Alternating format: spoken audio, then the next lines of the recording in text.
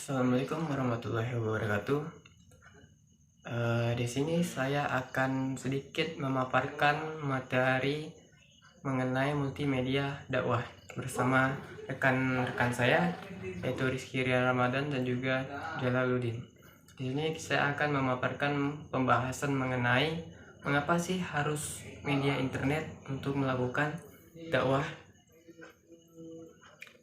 Sebelumnya saya akan menjelaskan metode dakwah. Metode dakwah terbagi menjadi 3, yaitu dakwah al-hikmah, dakwah memberi nasihat, dan juga dakwah muj'. Dari ketiga tersebut memiliki pengertiannya sendiri.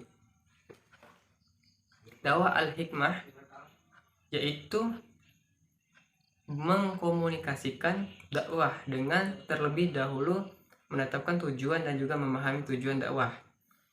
Memberi nasihat yaitu mengajar dan memberikan keteladanan. Contohnya dalam dakwah bi al-hasanah. Yang ketiga adalah dakwah muj adalah bi al-latihiyah atau berdakwah dengan bertukar pikiran. Berikut merupakan media internet dalam berdakwah adalah radio sebagai media dakwah, memanfaatkan media massa sebagai saluran komunikasi. Radio sebagai media dakwah, memanfaatkan media massa sebagai saluran komunikasi. Secara maksimal merupakan solusi yang sangat baik di era globalisasi sekarang.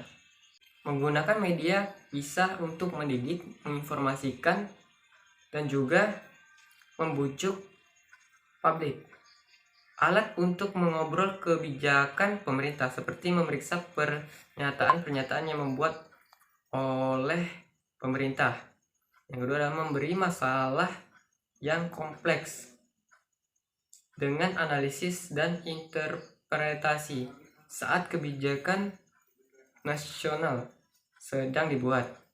Begitulah sedikit dari pembahasan saya dan akan dilanjutkan oleh rekan saya yaitu Rizky Rian Ramadan. Baiklah, saya Rizky Novel Ramadan dengan NIM 2122029. Di sini saya akan melanjutkan pembahasan materinya. 1. Radio bersifat langsung. Tidak memerlukan proses yang rumit untuk mencapai tujuannya. Hal ini berbeda dengan surat kabar yang terlebih dahulu harus melewati proses percetakan dan jaringan distribusi retail sebelum sampai ke tangan konsumen. 2. Jarak dan rintangan terlewatkan oleh siaran radio. Informasi radio dapat disampaikan secara bersamaan dan seketika tanpa memandang jarak target audiens, selama lokasi masih dapat dijangkau melalui frekuensi gelombang radio. 3. Daya tarik radio siaran kuat. Daya tarik muncul dari paduan musik, penggambaran vokal, dan efek audio yang dimunculkan melalui suara penyiar, musik, drama radio, kuis, dan acara bincang-bincang hanyalah beberapa contoh. Pertama, media elektronik dengan cepat menyebarkan informasi tentang bagaimana hal itu mempengaruhi kehidupan orang dan masyarakat pada halayak luas. Teori kultivasi dari George Gardner mengamati bahwa televisi merupakan storyteller yang dimiliki oleh masyarakat sebagaimana dikemukakan oleh Hasrullah. Makna transenden yang berasal dari budaya media elektronik yang sama menghasilkan tatanan sosial. Kedua, sejumlah besar mad'u yang beragam dapat dijangkau oleh media elektronik. Hal ini sejalan dengan salah satu ciri komunikasi massa, yaitu keberagaman dan dispersi komunikator. Kegiatan dakwah niscaya akan mendapatkan manfaat dari pemanfaatan keunggulan ini. Dalam satu sesi acara, seorang dai yang bekerja di ruangan sempit bisa menjangkau mad'u yang beranggotakan puluhan juta orang.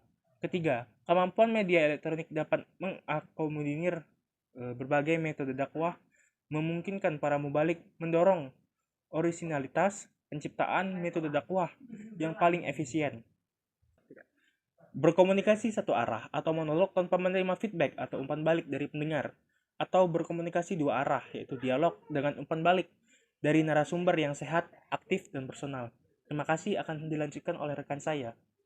Baiklah, saya Jalaluddin Al-Bulgo ini dengan NIM 2122036 akan melanjutkan pembahasan materinya. 1. Mampu dengan cepat melintasi batas ruang dan waktu dengan biaya yang konsumsi energi yang relatif rendah. 2. Jumlah pengguna layanan internet meningkat drastis setiap tahunnya, yang berdampak pada jumlah penyerap misi dakwah. 3. Para pakar dan akademisi di balik media dakwah di internet bisa fokus menanggapi setiap pembicaraan dan peristiwa yang menyerukan status hukum syar'i. 4. Dakwah melalui internet kini menjadi pilihan banyak orang. Mereka bisa memilih materi dakwah apa saja yang mereka inginkan. Akibatnya, pemaksaan kehendak dapat dihindari. 5. Dakwah Islam melalui internet telah menjangkau khalayak luas berkat berbagai metode penyampaiannya. Nyatanya, internet bisa memberikan lebih dari sekedar ide dakwah konvensional. Umat Islam dapat memanfaatkan teknologi ini untuk silaturahmi, bisnis Islami, dan keperluan lainnya. Pada akhir 2012, jumlah pengguna internet di Indonesia mencapai 61 juta orang. Hal ini menandakan bahwa internet semakin dibutuhkan oleh masyarakat, khususnya kalangan pelajar dan mahasiswa. Tahu tidak kalau jumlah pengguna internet di Indonesia yang semakin meningkat itu bisa menjadi keuntungan bagi para aktivis dakwah. Dengan berdakwah secara online di internet, kita bisa mendapatkan pembaca sampai ribuan bahkan jutaan orang. Jika berdakwah secara online, kita tidak perlu repot mengundang orang-orang ke sana kemari dan memasang spanduk di sana sini. Kita cukup permudahkan komputer yang terkoneksi internet, lalu menulis, kemudian kita sebarkan, maka ratusan bahkan ribuan orang akan membaca tulisan kita dimanapun mereka Sekianlah berada. penyampaian dari kelompok kami. Jika ada salah-salah kata atau kata yang kurang enak, kami mohon maaf kepada teman-teman. Kami ucapkan terima kasih yang sudah